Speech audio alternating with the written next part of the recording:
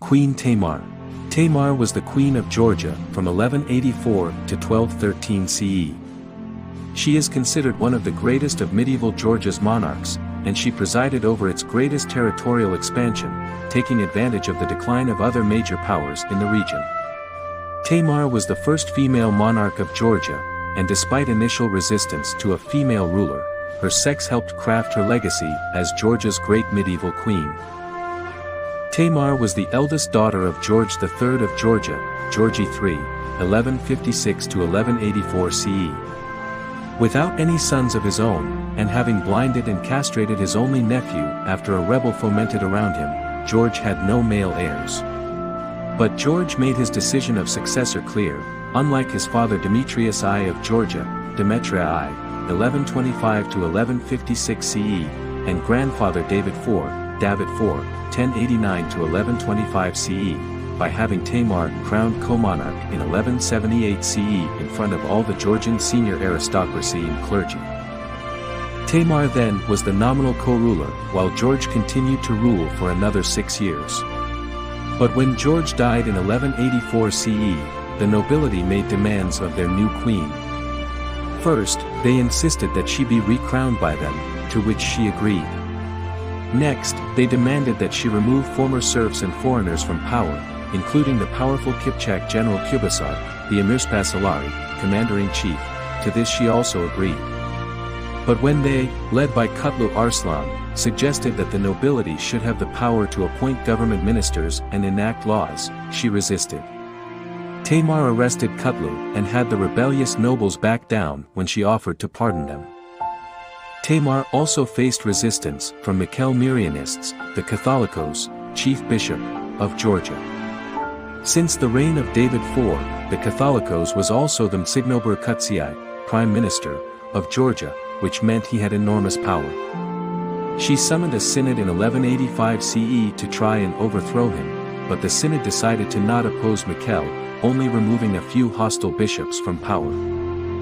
The battle between the aristocracy and clergy versus Tamar came to a fever pitch over her marriage. Many in the kingdom were eager to have Tamar marry so an heir could be secured for the throne. The nobility proposed Yuri Andreevich Bogolyubsky, a Kievan Rus duke in exile. This choice was supported by Catholicos Mikel and Tamar's aunt, Razudin, who was a powerful figure at court. Yuri was fetched, and the two were wed, with Tamar remaining the ruling monarch. Yuri proved a successful military commander, which was especially valuable because Tamar usually only accompanied the troops partway without leading them into battle. However, the two did not get along well and Yuri was reputedly debauched. In frustration, Tamar requested and was granted an annulment. In 1188 CE, not only was Yuri sent away, but Catholicos Mikel also died. Freed from their control, Tamar chose her own men to fill the top positions in Georgia, including interior minister and commander-in-chief.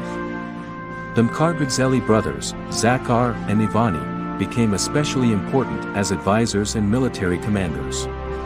She next married someone of her own choosing, the Ossetian prince, David Soslan, also given as David Soslan. David was distantly related to Tamar and he had been raised at the Georgian court in Tbilisi, making him an acceptable match, even if Ossetia was not as powerful of an ally as the Kievan Rus could have been. Unlike the one with Yuri, Tamar's marriage with David was a success. They had 2 children, the future King George IV of Georgia, Georgi IV, 1213 to 1223 CE, and Queen Razudin, 1223 to 1245 CE, and the royal couple reportedly balanced each other. In 1187 CE, Saladin, 1174 to 1193 CE, had retaken Jerusalem from the Crusaders. With Muslim power on the rise again, Tamar sent 2 diplomatic missions to Saladin which secured the safety of Georgia's Monastery of the Cross and its exemption from taxation in exchange for peace between Georgia and Saladin's state. But while peace was secured to the south, war would soon erupt to the west. Yuri, the former husband of Tamar, showed up in Turkish Erzurum. His Georgian supporters, led by Guzan of Tau, came out to greet him and brought him across the border, crowning him king at the royal palace of Djibouti. Tamar initially sent negotiators, but then had her loyalist army defeat the rebels in the field. When the rebels surrendered, Tamar showed what became her characteristic mercy. Yuri was sent back to exile in Constantinople. The rebels lost their lands and titles, but kept their heads. When Guzan rebelled again, however, David Soslan had him blinded before Tamar could grant him clemency again. Georgia was once again secure, and in 1192 CE, Tamar gave birth to the future George IV. To celebrate, David Soslan launched 2 military campaigns, capturing the city of Bardavi, the old capital of Albania in the eastern Caucasus, and Erzurum. In response, the Caliph in Baghdad declared a jihad of all Muslims against Georgia. Nusrat al-Din Abu Bakr, a Muslim ruler of the Eldiga 1/4 dynasty in Azerbaijan, led the attack, occupying Georgia's ally, the Muslim state of Shirvan. Around the same time, Yuri arrived and pledged his loyalty to Nusrat al-Din Abu Bakr. Yuri was defeated by a Georgian duke in 1193 CE, and thereafter vanishes from the historical record. The main Muslim army under Nusrat al-Din Abu Bakr faced off against David Soslan at the Battle of Shampur in 1195 CE. David Soslan was victorious, and even the caliphal banners were captured, which were later given by Tamar to the Georgian monastery of Kakuli. The victorious Georgian army then marched on Ganja, capturing the city and giving it to Emir Miran, the brother of Nusrat al-Din Abu Bakr, to govern as a Georgian vassal. Nusrat al-Din Abu Bakr had his brother poisoned and managed to recapture Ganja, but the Georgian army marched victoriously south, even capturing the important trading city of Nakachita. Although these successes supposedly led Nusrat al-Din Abu Bakr to drink himself to death, Ganja did resist recapture.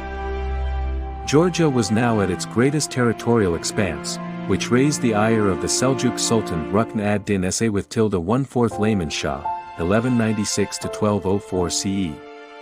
/1/4 Layman attacked Erzurum and sent a demeaning letter to Tamar, calling her a simpleton of a quina and demanding Georgia's surrender. /1/4 Layman offered that if Tamar converted to Islam, he would make her his wife; if not, she would become his concubine. Tamar had a large Georgian army assembled, and David Soslan led it to victory over the several days-long Battle of Bassiani in 1202 CE. A Muslim counterattack several years later failed, and in 1206 CE, Georgian forces occupied Erzurum and Kars. David Soslan died in 1207 CE, but the Georgian expeditions to the southeast continued unabated.